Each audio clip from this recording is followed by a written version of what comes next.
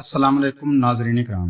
حضرت علی رضی اللہ تعالیٰ عنہ نے فرمایا، جو شخص بے بسی کے وقت 5 بار یا ربا نہ کہے، اللہ پاک اسے جو دعا مانگتا ہے وہ عطا کرتا ہے۔ باجرہ کی روٹی میں طاقت کا طوفان ہے۔ جو عورت ناشتے کے اندر جو کا دلیا کھاتی ہے، ایسی عورت ہمیشہ جوان نظر آتی ہے۔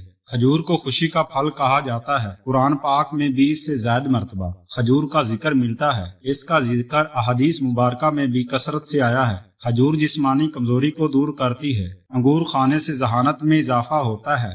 دودھ میں پانی ملا کر خشک خارش والی جگہ پر لگائیں، تھوڑی دیر کے بعد دھو ڈالیں، انشاءاللہ فائدہ ہوگا۔ صبح کے بعد فجر تک سونے سے رزق میں تنگی آتی ہے۔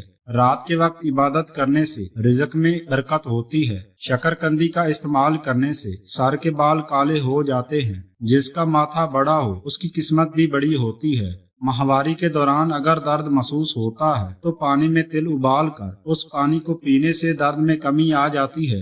سونے سے پہلے کتاب پڑھنے سے آنکھیں تھک جاتی ہیں اور بہت جلد آرام سے نیند آ جاتی ہے۔ روٹی نرم اور پھولی ہوئی کھانے سے کمر کی چربی اور پیٹ کی چربی نہیں بڑھتی۔ سونے سے پہلے کسی اچھے پل کو یاد کر لینے سے برے خواب نہیں آتے۔ سوتے ہوئے جو خراٹے لے اس کی عمر لمبی ہوتی ہے۔ جو روٹی کے درمیان پانی پیے وہ کبھی بوڑھا نہیں ہوتا۔ جو صبح جلدی اٹھ جاتا ہے وہ کبھی بیمار نہیں ہوتا۔ ہنستے وقت جس کے آنسو آئیں وہ کامیاب ہوتا ہے۔ جو ٹھنڈا پانی پیتا ہے اس کی دانت جلد خراب ہوتے ہیں۔ جو رات کو دودھ پیتا ہے اس کا رنگ خراب نہیں ہوتا۔ جو چلتے وقت پانی پیتا ہے سستی اس کے اندر نہیں ہوتی۔ جو زیادہ تیز چلتا ہے اس کا دماغ بلا کا تیز ہوتا ہے۔ جو زیادہ دیر خاموش رہتا ہے وہ بہت ذہین ہوتا ہے۔